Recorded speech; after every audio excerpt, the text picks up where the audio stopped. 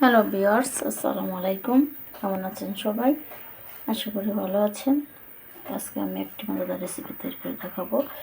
সেটা হচ্ছে ওই যে ছোটো মাছ, পুঁটি মাছ। এটাকে সুন্দর করে ধুয়ে তারপরে হালকা একটু উপকরণ দিয়ে ফাঁকি মেখে তারপর এটাকে ভাজি করলাম। আর এখানে আমি যেহেতু চচ্চড়ি রান্না করবো সেহেতু আমি এটাকে এখানে পেঁয়াজ কুচি করে রাখলাম, টমেটো কুচি করে রাখলাম, আর কাঁচামরিচ ধনিয়া পাতা কুচি করে রাখলাম। এখানে আসলো ওই যে বাকিগুলা উঠিয়ে রাখলাম, উঠিয়ে একসাথে করে রাখলাম। আর এই যে আমি চুলাতে তুল বসিয়েছি। এখন কিন্তু আমি আমার এই পেঁয়াজ কুচিগুলো দিয়ে দিই। পেঁয়াজ কুচিগুলো দিয়ে দিলাম। এটা কিন্তু আমার বাদামি কালার করে তারপর কিন্তু আমি আমার এই উপকরণগুলো দিয়ে দিব।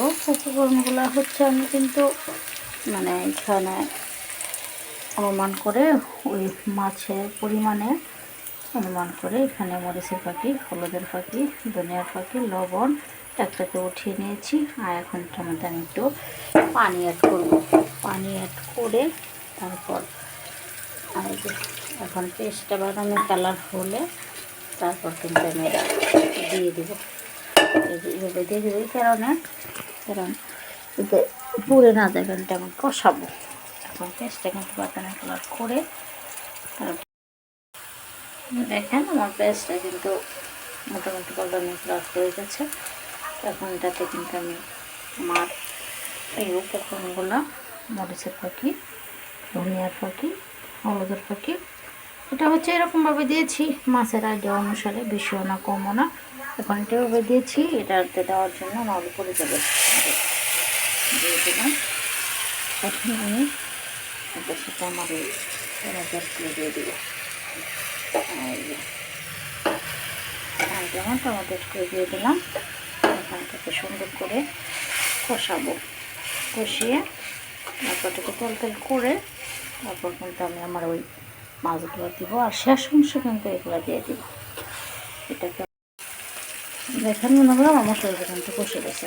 এখন আমি আমার সমস্ত মাছগুলো দিয়ে দিব, দিয়ে তারপর কিন্তু এটাকে উঠিয়ে তারপর জল দিয়ে দিব। আমি তরকারি রান্না করবো। কেউ কিন্তু বেশিরভাগ সময় রান্না করি, এই রান্নাটা কিন্তু আমার কাছে অনেক ভালো লাগে। এখন কিন্তু জলটা দিয়ে দিলাম জল। চচ্চড়ি রান্না করবো, খুব একটা জল লাগবে না, হালকা একটু হলেই হবে। কারণ সবজিতে নেই তো, শুধু মাছ, এই জন্য আমি চচ্চড়ি রান্না। দেখেন বন্ধুরা, আমার কিন্তু রেসিপিটা হয়ে গেছে। আর একটু হবে এখন শেষ মুহূর্ত। দেখেন কালারটা কি সুন্দর হয়েছে ছোটো মাছের চচ্চড়ি।